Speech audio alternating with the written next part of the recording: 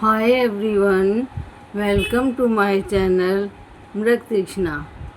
Friends, आज मैं आपके सामने हमारे परिवार की कुल देवी कौन होती हैं इसके बारे में मैं आपको बताऊंगी। तो फ्रेंड्स सुनिए, कुल देवी कौन होती हैं ये मैं आपको बता रही हूँ कि कुल देवी एक परिवार की या वंश की रक्षक देवी होती हैं जिनकी पूजा पीढ़ी दर पीढ़ी की जाती है। कुल देवी की पूजा करने से परिवार में सुख शांति और समृद्धि आती है। कुल देवी वंश की आराध्य देवी होती हैं। यह देवी परिवार की रक्षा करती हैं और परिवार को आत्मिक शांति प्रदान करती हैं। हर परिवार की अपनी एक कुल देवी होती हैं जिनके बारे में जानकारी पंडितों तथा बुजुर्गों से प्राप्त की जाती है। सबसे पहले अपनी कुल देवी को हम पहचानेंगे।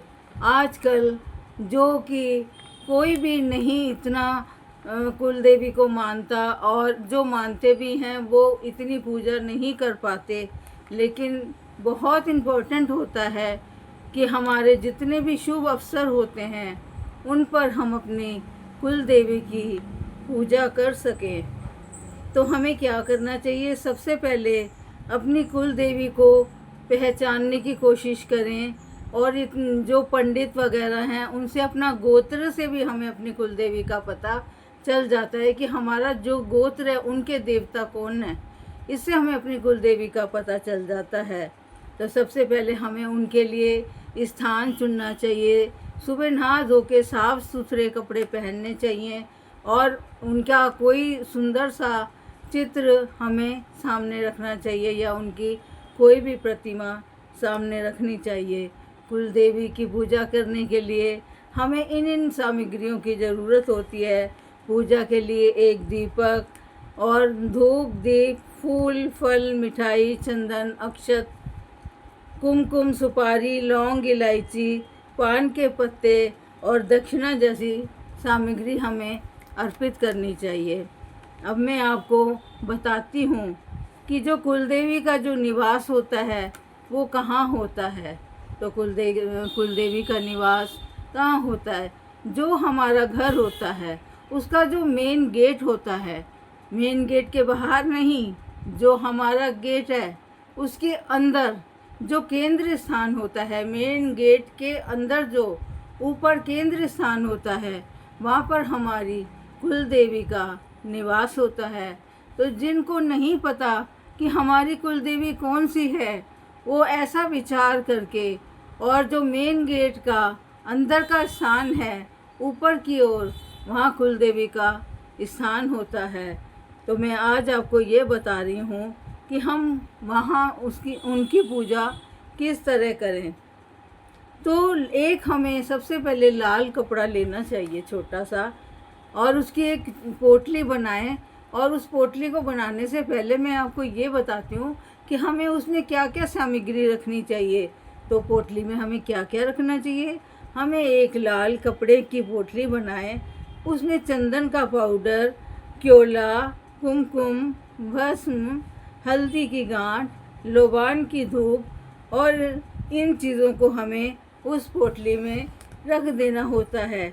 उस कपड़े में सारा सामान रखकर हमें पोटली बनाकर नवरात्रों के प्रथम दिन में मुख्य द्वार का जो पीछे का हिस्सा होता है वहाँ पर हमें इस पोटली को बांध देना होता है।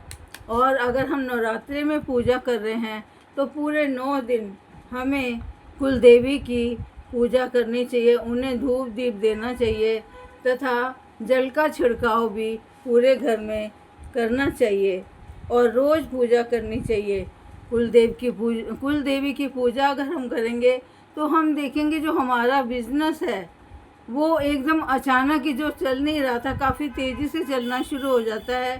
कई कई घरों में बच्चे नहीं होते, तो कुल देवी की पूजा करने के बाद उनके घर में बच्चे हो जाते हैं, और जिनके घर में विवाह समारोह नहीं होते वो भी उनके घर में होने शुरू हो जाते हैं।